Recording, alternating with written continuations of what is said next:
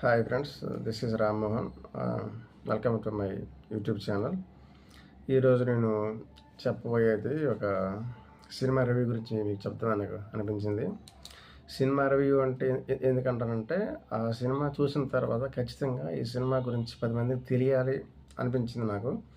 So నా opinion మీకు చెప్తాను. అది జస్ట్ మీరు నచ్చితే నచ్చచ్చు, లేదంటే లేదు.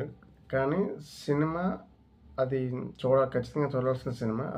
అది it's my opinion, right?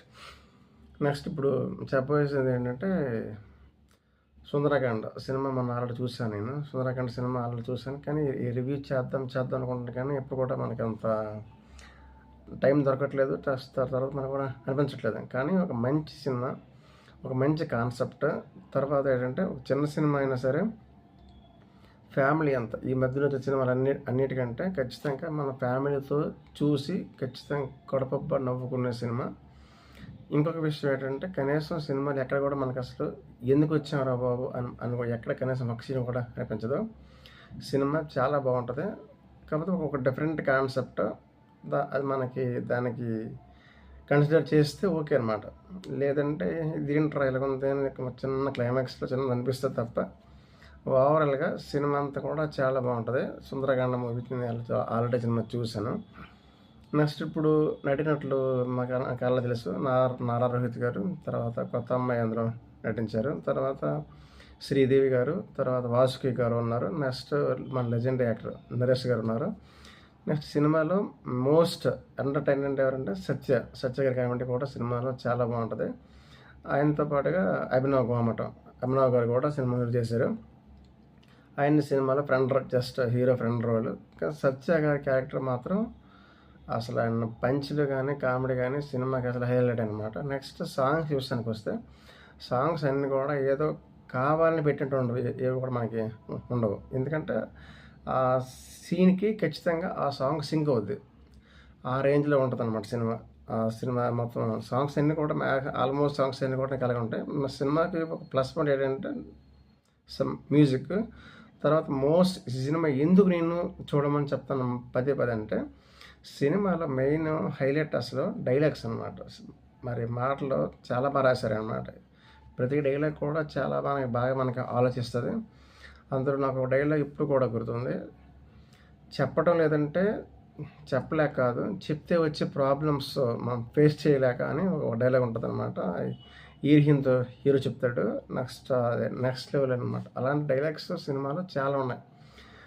First నాకు సినిమా ఎందుకు నచ్చింది అంటే, మోస్ట్ రీజన్ సినిమాలో డైలాగ్స్ అండి.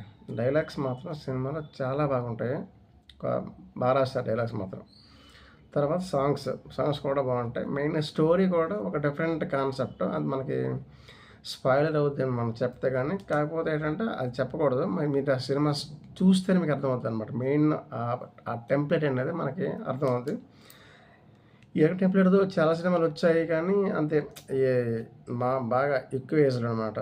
యంగ్ ఏజ్లో కాకుండా కొంచెం మిడిల్ ఏజ్లో లవ్ స్టోరీ అంటే కొంచెం డిఫరెంట్గానే ఉంటుంది. కాకపోతే ఈ సినిమా ఎక్కడ కూడా అంత అనిపించదు.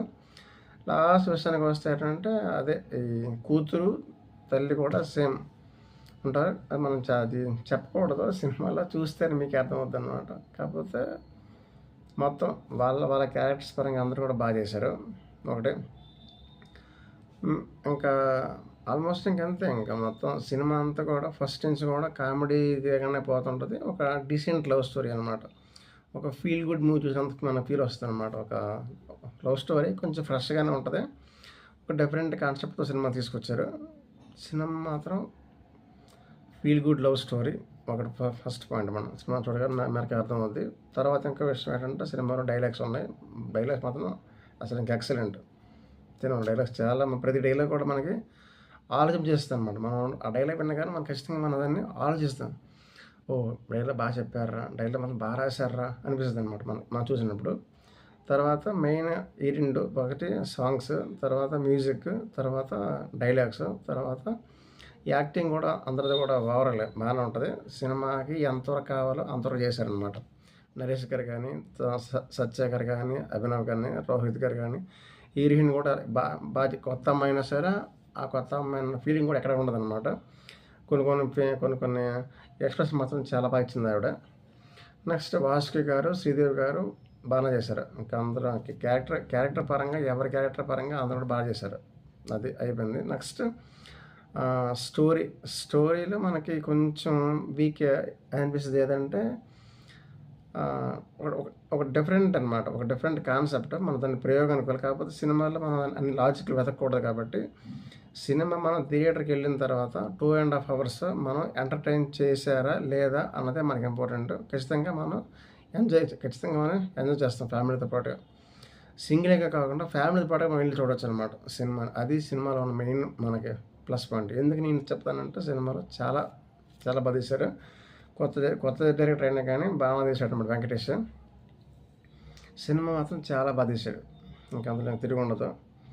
నెక్స్ట్ ఇంకా విషయాలకి ఇంకేముంటాం. ఇంకా మొత్తం ఓవరాల్గా సినిమా అంతా పెర్ఫార్మెన్స్ కూడా అందరూ బాగానే చేశారు. మనం దాని డ్యాన్స్ అంత మనం అంతా మనకి ఆలోచించకూడదు. అదే విషయం మనకు తప్ప ఓవరాల్గా నేను చెప్పిన పాయింట్ ఒకటే, Sundarakanda cinema feel good movie. Okay, ఆ సినిమా చూడగానే మీకు ఖచ్చితంగా మీకు అదే అనిపిస్తుంది. నా సినిమా బాగా తీసాడురా, సినిమాలో డైలాగ్స్ బాగున్నాయిరా, సినిమాలో సాంగ్స్ బాగున్నాయిరా. సాంగ్స్ అన్నీ కూడా ఇష్టమైన సాంగ్స్ వస్తాయి అన్నమాట. ఏదో మనకి మధ్యలో గుప్పించేసి ఒక సీన్ పెట్టేసి అలాగా ఉండదు. ఆ సీన్కి ఆ సాంగ్ కరెక్ట్గా మనకు సెట్ అవుద్ది అనమాట. ఓవరాల్గా సినిమా మాత్రం మరీ మనం ఎక్స్ట్రాడినరీ బ్లాక్ బాస్టర్ అని చెప్పడం.